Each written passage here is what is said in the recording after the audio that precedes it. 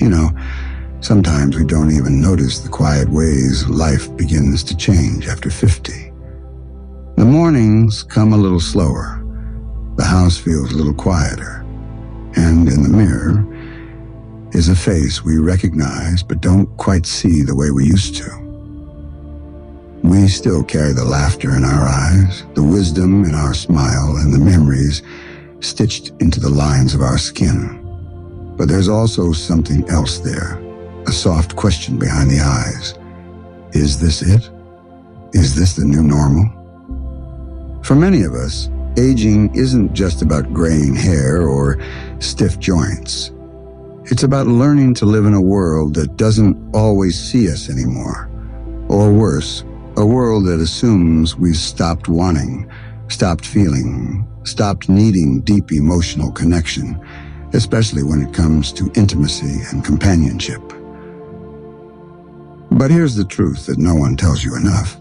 Just because the outside is changing doesn't mean the inside has stopped glowing. After 50, 60, even 70, we still long to be seen, to be touched not just physically, but emotionally. We want to be held in someone's attention, to laugh without pretending, to sit in silence with someone and still feel heard, to feel alive in the presence of another person who gets it. And yet, somewhere along the way, those parts of life can begin to feel out of reach. For women, menopause often becomes a silent turning point. The body shifts, hormones fluctuate, sleep becomes elusive. Libido may fade like a radio signal slowly tuning out. And in its place comes discomfort, self-doubt, even grief. Not everyone talks about it, but many feel it. The question of desirability, of being wanted, it creeps in quietly. For men, the path looks different, but carries its own quiet ache. Erectile dysfunction might show up unexpectedly, not just as a physical challenge, but an emotional weight. One that brings with it shame, embarrassment, sometimes even silence between partners who've shared a life. And let's not forget, aging doesn't protect us from emotional distance. Even in long marriages, sometimes we drift. The years pile up, routines settle in, and the spark that once lit the room starts to flicker. But it's not gone. It's not over. You are not alone in this. Let me tell you about Frank and Margaret. They'd been married for 38 years, raised 3 kids, weathered the storms of life, careers, illnesses, a few hard winters. But lately, their home had grown quiet. Conversations became logistics. Intimacy faded into memory. One night, while folding laundry, Margaret asked Frank, "Do you ever miss us?" He looked up, eyes soft, and simply said, "Every day." That small moment cracked something open. They didn't leap into grand romantic gestures. They started small, talking again, sitting on the porch after dinner, holding hands in the grocery store.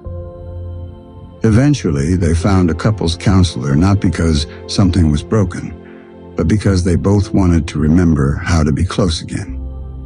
Today, they say their emotional intimacy is stronger than it was in their 30s, not because they're the same people, but because they've learned to see each other again, without the noise of youth, with the depth of time. See, growing older doesn't mean letting go of connection. It means learning how to reach for it in new, tender ways. If you're in a relationship that feels distant, or you're single and wondering if love still has your name written on its palm, hear me now. Your story isn't finished. Your heart still beats, your soul still longs, and you still carry the right to love, to pleasure, to companionship just as much as anyone at any age. But let's also speak gently about the parts that hurt. If your body has changed and you feel unsure, give yourself grace. Your worth was never in the firmness of your skin or the strength of your hips.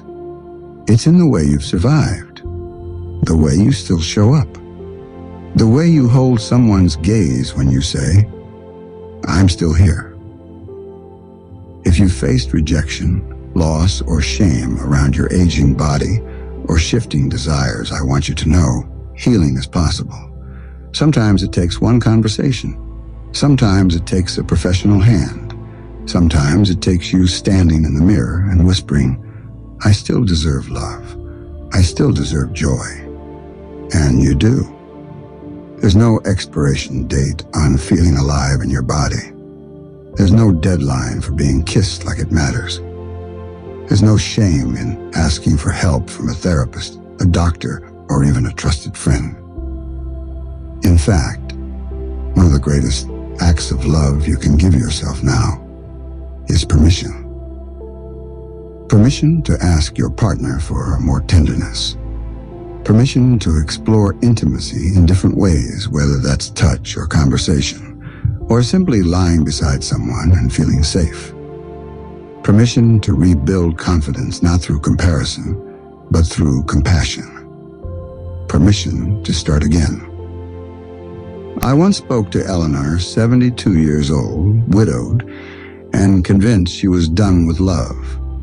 But then one afternoon at a local poetry reading, she met Howard. They didn't fall head over heels in an instant.